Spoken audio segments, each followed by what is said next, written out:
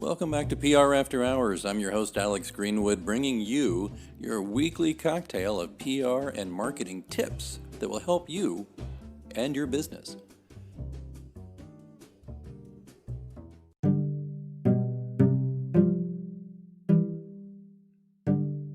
Stick around, we'll get started right after these messages.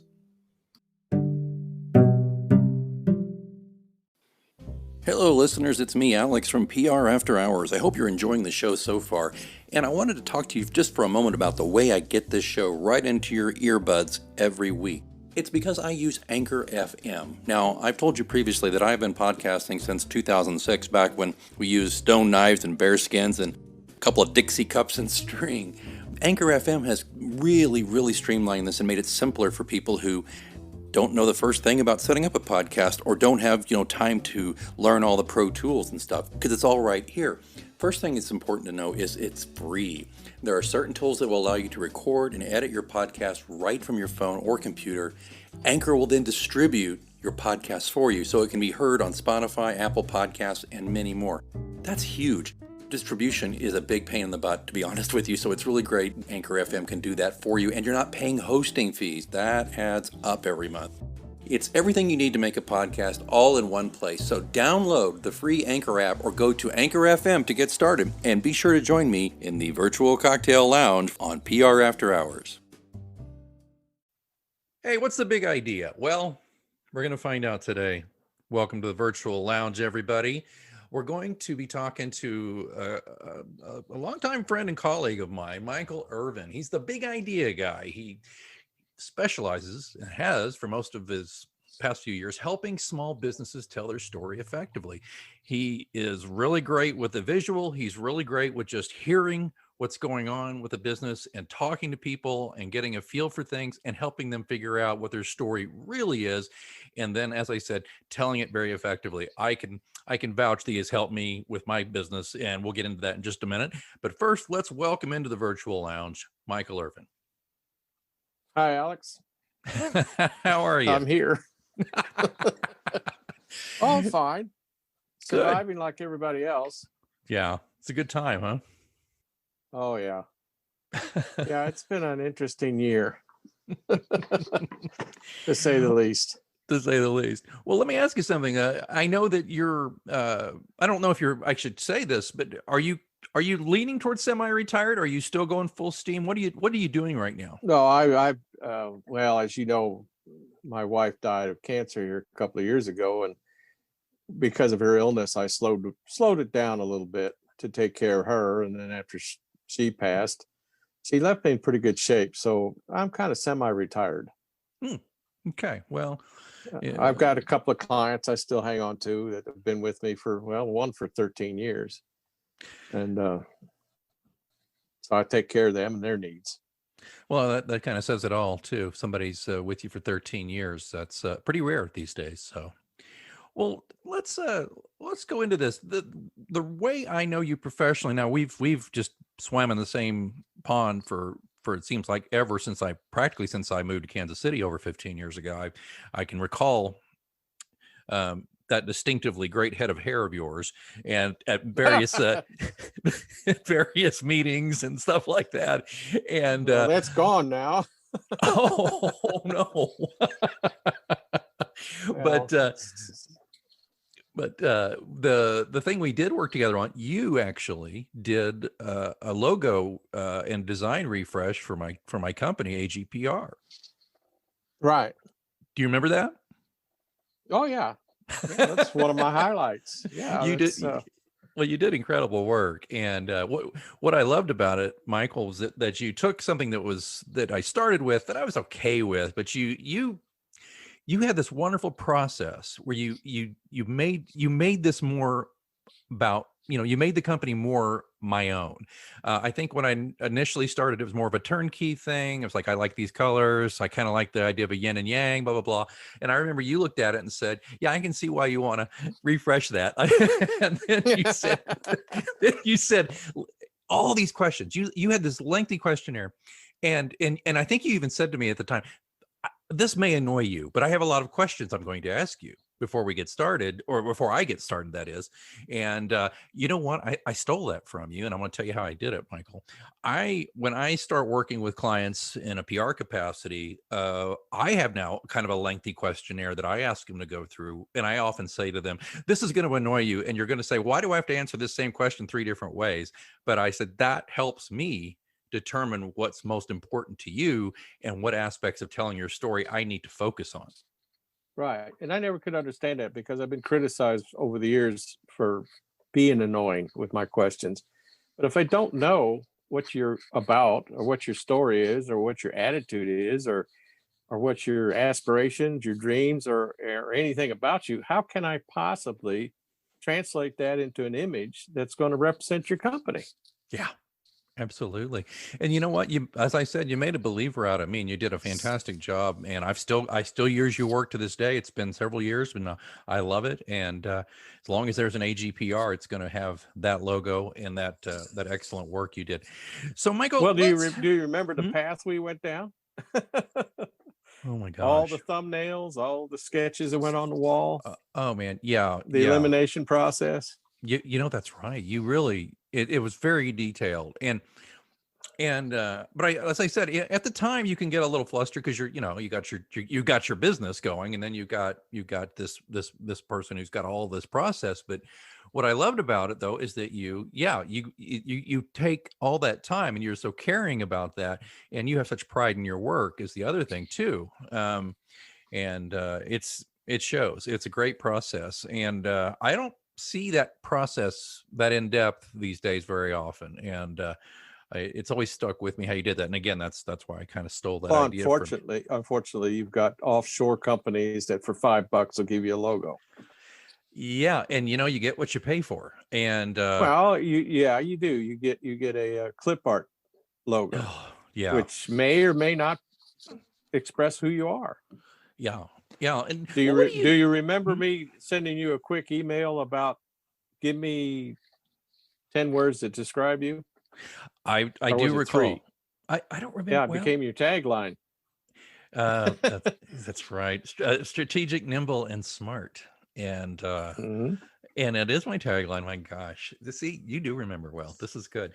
It's been a long time, but no, I like that, and I think it's been obviously very good for you when when you're working with other clients. And like you said, you had a long-standing client of 13 years, and mine was just a small project, but don't know how many of them actually you might have got, but I've always referred people your way when your unique set of skills was required, because I sure as heck can't do it. But I think it was great. And I think one thing too I miss is just you and I, just as a aside, would often get together for lunch or beer or something, and just solve all the world's problems, and that was always Yeah. a Well, we're not highlight. done so well this last year. Do you know why? It's because we can't get together. If we could Can't just get get together. together. I know. Well, let me ask you this, then, Michael. Sure. I want your take on this. I want to know, where do you think we are with branding? I mean, are you seeing any trends with brands right now?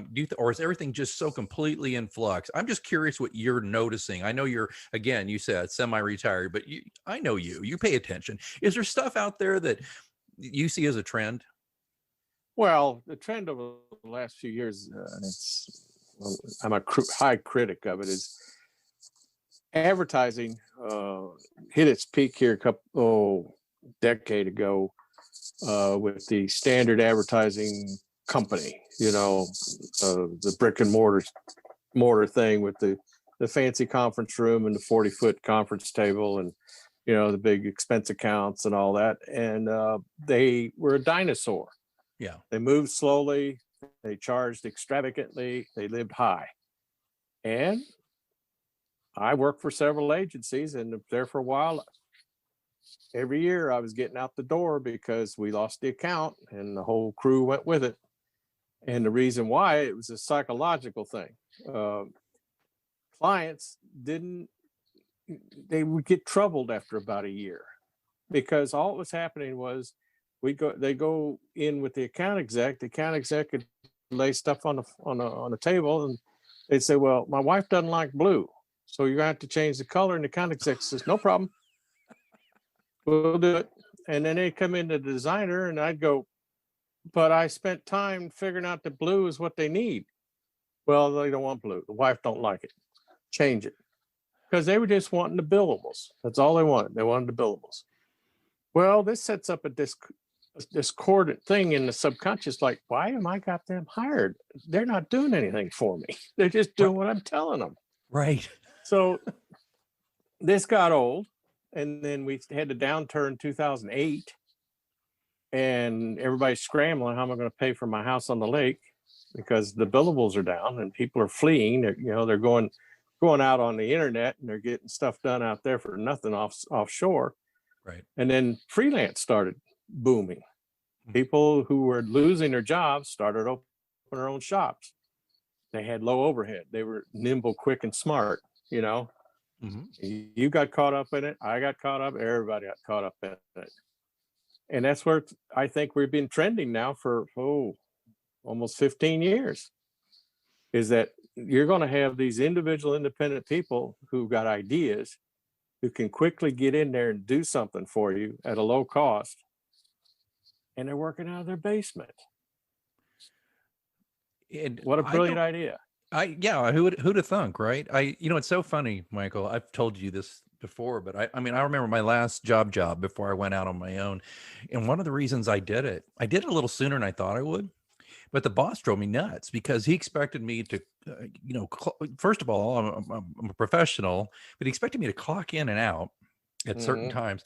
And like, even if I worked my tail off all weekend on something, by golly, Friday at 3:00, you're not going home early. You're staying till 5, needlessly.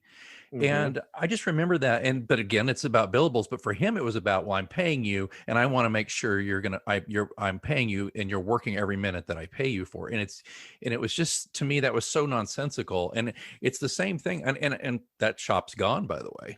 Part of it, I think, was poor management. Part of it was that kind of that management style. But I see that, and I don't see going back much. Now, I do think there'll be especially after the pandemic subsides, I think there'll be a minor renaissance where we're going to go back to, people are so, pent up and wanting just to be in a workspace again.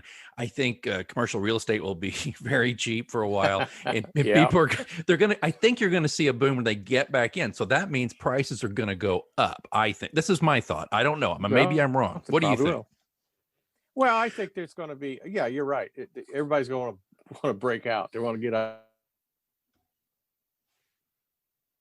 That might mean that instead of working out of your garage, you might take a small office down, in downtown Overland Park, or up north somewhere, at one of the strip malls that went belly up, that now, got fire sales on their rents, just so they can be out in the public. But I don't think you're going to see these massive, huge downtown, got the floor of the Commerce Building type of places anymore, except the ones that are established and have managed to survive this long.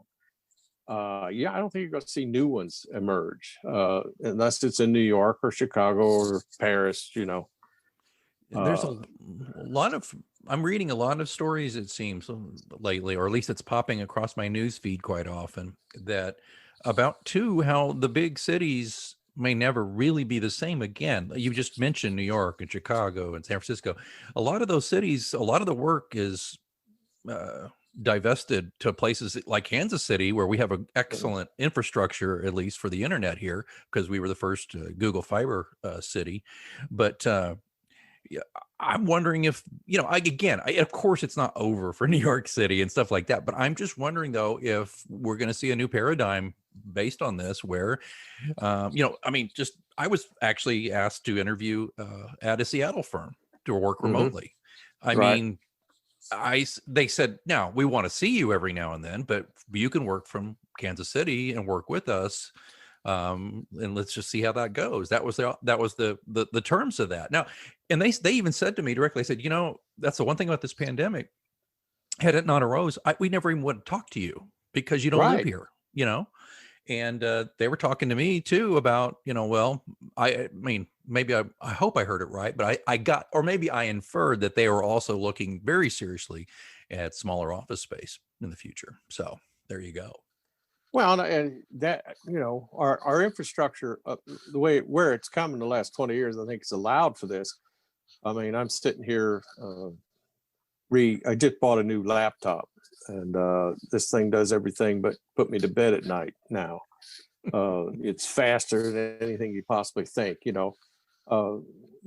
we just have the technology now that there's no need for us to gather in a high rise anymore. Right. Right. Except, we can conference call. We've proven now in the last year we can conference call on Zoom. Yeah. We can look at each other's work, live, real time. We don't have to wait for FedEx or something to bring the drawings or the pay stubs or whatever, because we don't do that anymore. It's all electronic. Right. Shoot a PDF over, look it over, sign off on it, keep the process going. Things have gotten so quick, so fast, so cheap. I just don't see us going back to the conventional ways. I mean, those that are still doing it, but I think they're going to tighten up, and they're going to streamline, and they're going to take advantage of all this. Yeah. And we're in a new era.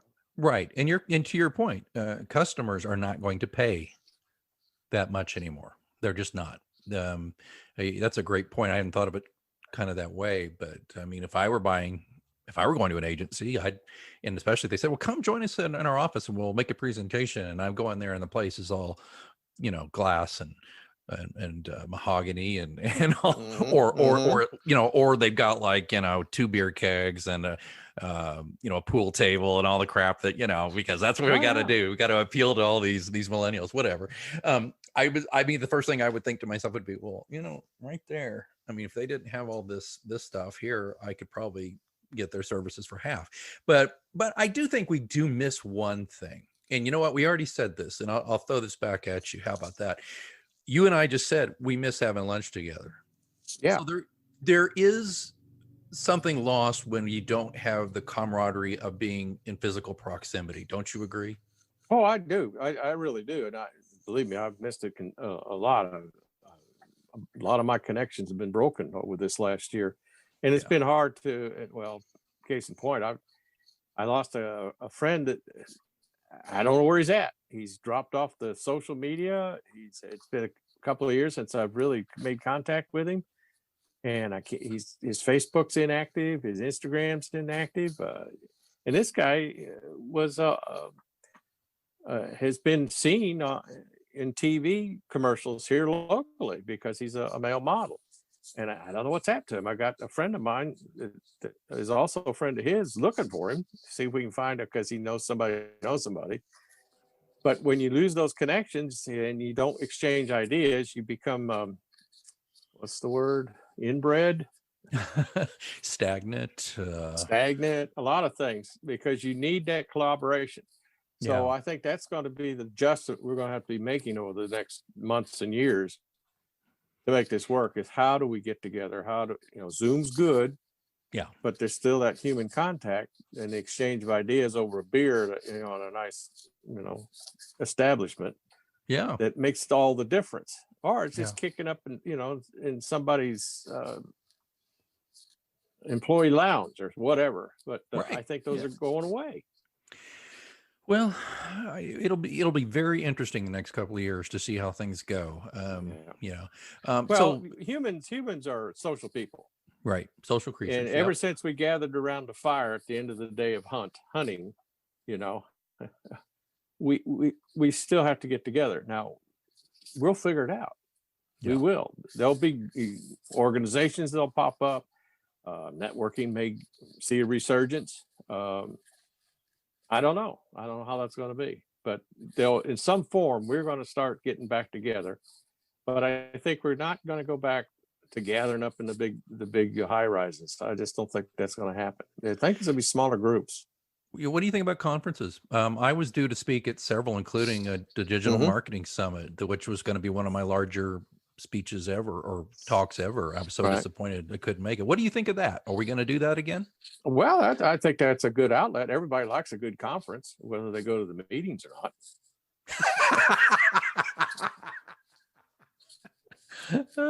I do recall a writing conference I went to a few years ago that turned into kind of a lost weekend. Yeah, they have a habit of doing that, Oh and a man. lot of marriages have suffered over it. Uh, Mine survived that one, but but man. but I think your point's valid that if we started, you go back to Europe back several hundred years ago when they had their guilds Yeah. for their trades, where somebody decided for them that they were going to become a carpenter or bread maker or a cobbler or whatever, and they joined the guild. And the guild had standards, and it trained you, and it had expectations. And for that, you got a higher wage than normal, and you were trained, and you had a good life. Yeah. Maybe we're going to go back to something like that, only in a more modern way, where we have fraternities of sorts or whatever. It's sorely needed, because I'll guarantee you the stuff that's coming out of these kids that are coming right out of college and then going into the agencies and been given a big, like Sonic or big account, and they come up with two doofuses in a convertible who can't hardly think, so that when your subconscious mind says, if I eat their burgers, I'll be stupid. I'm sorry. That kind of stuff. And you see it every night on the TV. You watch 30 seconds and you go, what are they selling? It was really entertaining. It was funny. Yeah. What was the product? Now, speaking of something, so now they've kind of shifted away from the doofuses. They're still on there, you're right, but they've got more like just normal people enjoying the food and just chatting. That seems a step in the right direction away from it. Does. But I don't know if you remember, because you're too young, but back in the 50s, I used to sit in front of TV and be mesmerized by two things: cartoons and then the commercials between them. And the commercials were educational. They told the kids sitting there why you want to buy our product. It's got sugar in it. It'll make you run faster. 4 out of 5 doctors recommend these cigarettes. Right. It would educate you. And then at the end, it would have a call for action. Go to your grocery store today. Those are basic advertising principles that we've forgotten. It's true. I've got to bring this up, and as we get ready to wind down, sure. By the way, I'm really enjoying this bit, so I'll have to have you back. But I recall, now you correct me, of course, if I'm wrong. I recall on social media, this has been a while, and it stuck with me. You had expressed some serious outrage about what they did to Colonel Sanders. Well, yeah. Yeah. You were not in favor of the constant, I think, all the different actors portraying him or something. Is that right? Or am I off base? I'm sorry. When you have a brand, and Ford is a prime example of this, as well as Coca-Cola, their logos haven't changed for over 100 years. Well, Colonel Sanders was an icon. Right. I mean, that drawing you see on that bucket was done back, 50s, 60s. Right. And that was icon out, it was just an icon. You knew the Colonel. You saw him on TV, and he was a guy you could sit on the front porch with, have a lemonade, eat a little chicken. And then they get these Norm, what's his face, and all these has-beens from Saturday Night Live, because they can't find a job. Suddenly they picked them up for nothing and made them into Colonel Sanders.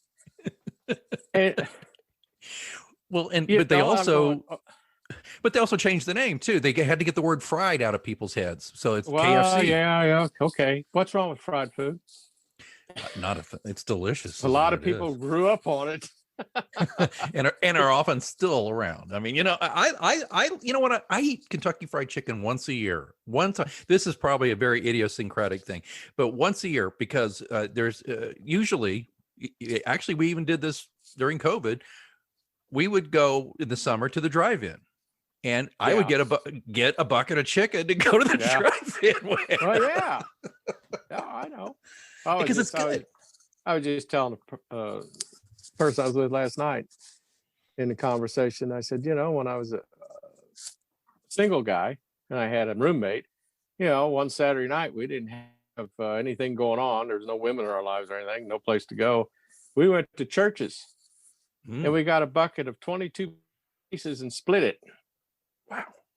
Yeah. Wow. 2 guys Ooh. eating, 11 pieces of chicken apiece. That's a chicken and a half each. I can't do that now. No, nor should we. Nor should I. By the way, you know what?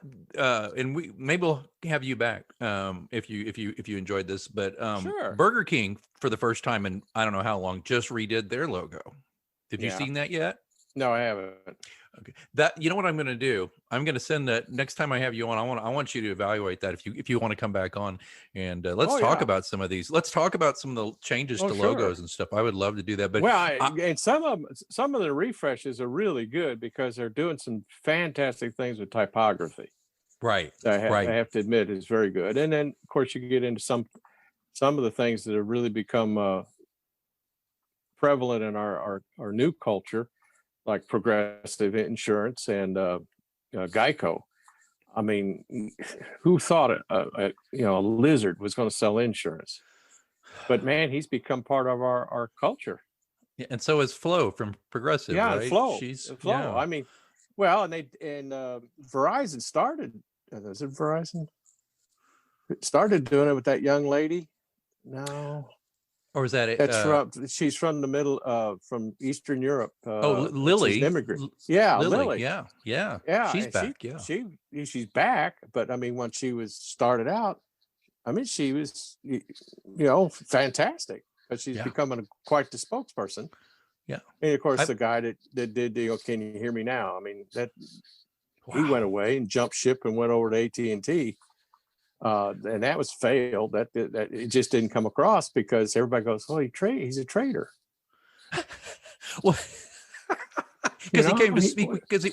He started out with Verizon, and then he went to AT&T. But didn't he go to? Well, he went to Sprint.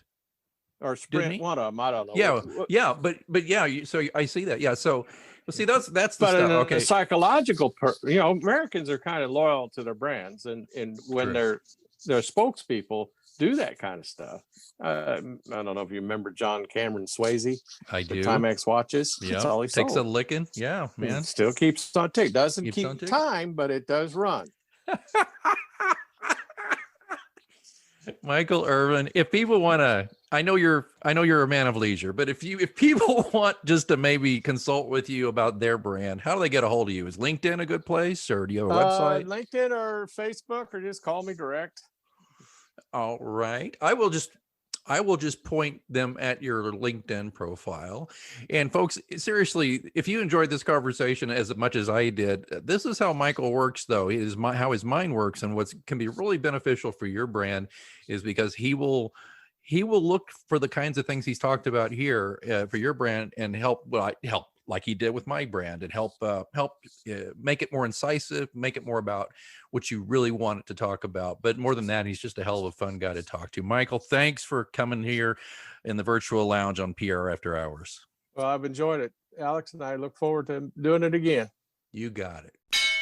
Oh, you know what that means? Looks like it's last call here at your virtual lounge for PR news, views, and interviews. Don't forget, you can ask me a question anytime. You can do it through our Twitter account, which is @HoursPR, or even better, you can send me a message vocally. I would love to hear your voice, and I'll answer it on the show. There's a link in the show notes. All you have to do is sign up through Anchor FM. It's free, doesn't take long.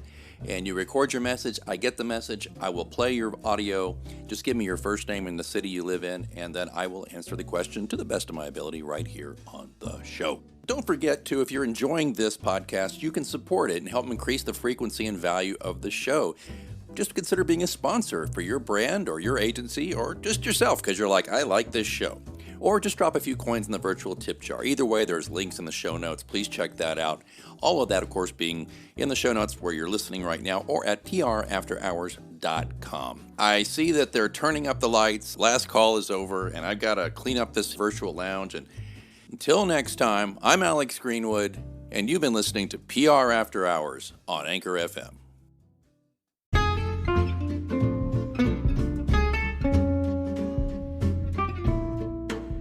Been there, done that, got the t-shirt. But have you been there, done that, and got the t-shirt? Now's your chance. If you are a big fan of the Virtual Lounge right here at PR After Hours, why don't you tell the world and take our spiffy logo and plaster it across your chest for the whole world to see? Well, for the whole world to see on Zoom or whenever you do finally get out of your house.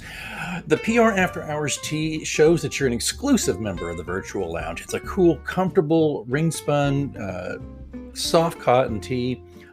We look for the best possible options we could go for in these t-shirts, and it's in a variety of colors. You can get them in dark heather gray, royal blue, storm, maroon, or good old-fashioned white.